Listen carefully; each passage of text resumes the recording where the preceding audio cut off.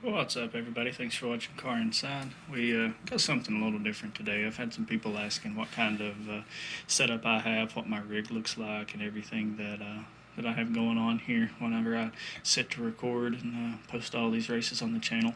I've been making some promises for a while now to show you guys what it is that what I'm working with. One person in particular I keep making promises to show, and I keep forgetting.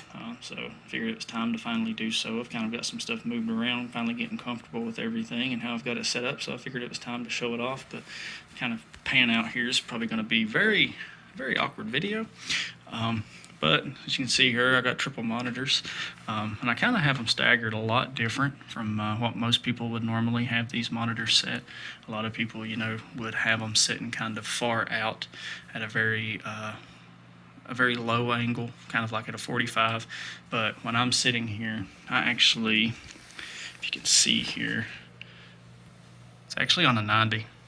And then this one here is maybe about a 45.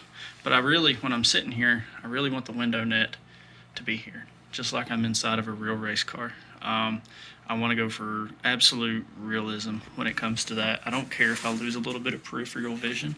Honestly, I think it's more of a personal preference to begin with, and that's kind of what I prefer. It's the way I do it. It's a little different from a lot of people that I've noticed, but so that's what I got going on. I just got 32-inch TV monitors. Got them mounted. As you guys can see, my mess of a wall that my wife absolutely loves. All the different stuff. Big time Dale Jarrett fan growing up. Elliott Sadler, Ross Chastain, still am. And of course, I like Kyle Busch, Kurt Busch. GMS Racing, got some family that works for them. Built a little shelf over here. Got some of my trophies from season 1 in my Truck Series League. Got about 6 more trophies on the way, I believe, something like that. 4 on the way, and then 2 more for this season, counting as we keep adding them up. But I'm running a Simagic M10 wheel, one of the direct drives. I really love it. I've got it sitting fairly close to me, sitting in the NRG Innovations seat. I think it's the T300 model, something 300. Got the red cover over it, very comfortable seat.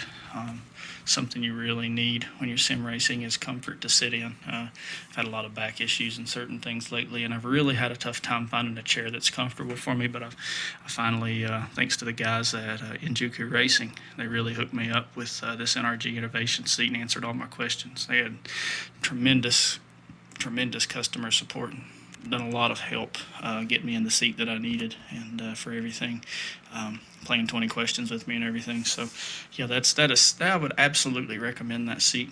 As far as the wheel goes, I love it. It is my first direct drive.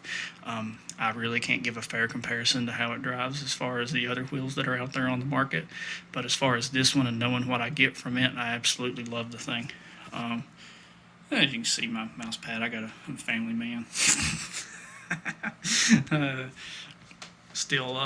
Actually stole my wife's mouse pad from her office whenever she brought it home. She probably still doesn't know that I even have the thing. She doesn't come in here. She loves this rig so much she stays away from it. But I got the Fanatec V3 pedals. They got the rumble, got the vibration on them. On the brake and on the gas. I've got it set pretty stiff. It's probably not going to show an accurate representation of how stiff the brake is, but I've got it cranked up pretty good. I got the performance kit on it. Then I got the throttle. The throttle has got the dampener on it, and I've also got it pretty stiff as far as that goes. You can see the travel that's in the pedals there. You can compress it quite a bit, but, of course with your foot, I'm a little weakling when it comes to trying to compress that thing with my arm. And an absolute clutter of a mess of wires. I promise those things are organized. They just don't look that way. But as far as the rig itself goes, I actually built my rig. I got these triple monitors, the mounts off of Amazon. Fairly cheap, like $80, I believe. And then, of course, my whole frame is wooden, so I've got everything screwed in with these big heavy wood screws, very long. They're like 3-4 inches long. I got it hard mounted to the wall. That is a there's a stud in the wall there, so I got this board mounted to the stud, and then I've got this that I built that is part of this frame that holds up the triples, and it's mounted to the board that's mounted to the stud. So there's a lot of bolts. It's a mess. I need to repaint it, but it looks kind of rough back in there, but it does the job. It does exactly what I need it to do. It's backed into my couch, about to fall here. Anyways, it runs out of the wall here, and then, you know, of course it's on a 90, and I got support here, and it's running down to the ground. And then of course it attaches to the frame that I built. Yes, that is linoleum tile on the bottom of the sim rig there. But the rig itself, I got a pedal box here that I've built. Let me get down low here so you can see, but I built a box that sits up to support my pedals, put them at an angle, and really picks my legs up. I don't want to sit flat, try to push those pedals. I want it to feel as real as possible. When I built this rig, that's why I used wood and everything. Is one, it was obviously cheaper, but two, it just really allowed me to be very customizable. It was very customizable, a lot cheaper than the rails and stuff that you would build the aluminum ones out of, and allowed me to just put everything in place exactly how I would, how I need it, how I prefer for it to be. So I was able to just go, I mean, literally inch by inch, and file and sand and get these things exactly where I wanted them. So that's my pedal box that I built, and then on the frame, of course, and you know, my seat sets on the sliders. You know, the whole frame itself of the rig is wooden. I found it on YouTube, actually. It was just it was like $100 do-it-yourself sim rig. But the rig itself, where my wheel sits on, as you can see here, it sits on, it's a square base. It's X'd in the middle. It's got these two boards here. I think there's a 4x4 right here that runs long ways, then a 2x4, then another 2x4. That was where my old seat sit. Then I put this new one on here that this seat actually mounts to, really showing off the chips in the wood and everything. That's the only flaw that I've noticed, is you get these little chips and stuff when you bump it, and then the kids are in here playing all over it, and the paint kind of chips and corrodes. But I need to really repaint the thing. But you know, the rest of this, I use tractor paint on this, so it's actually held up a lot better than the rest of it has. But you know, it of course it runs over, and then I've got 245s sitting on it to support it, and then they run down to the front of the base. So you know, it's very sturdy. It's not going to move. I mean, it's enough to support that, which is that direct drive is like 9.8 Newton meters. So it does the trick.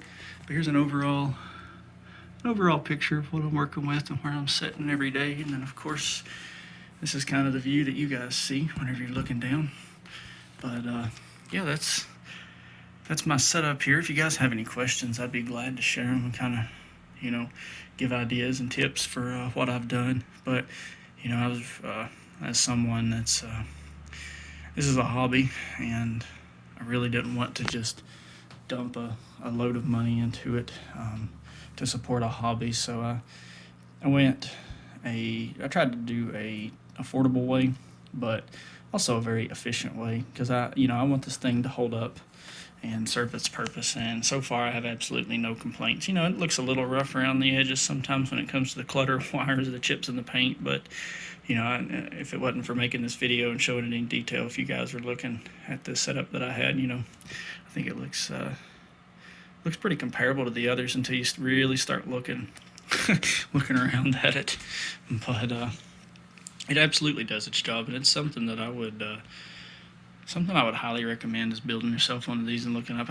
If I could find it, I would attach the link. I may do that. If you guys look in the description, I'll attach the link to the $100 do-it-yourself sim rig. But that's the blueprint that I found off of this, and I'll link everything as far as the pedals goes and the as far as the wheel goes. I'll link everything that I've used, links to where you can buy it and stuff. But appreciate you guys watching. If you would hit that like button, hit that subscribe button, and we'll see you next time from inside the car with a race somewhere. Probably C-Fixed, probably doing something like that. Thanks for watching Car Inside, guys.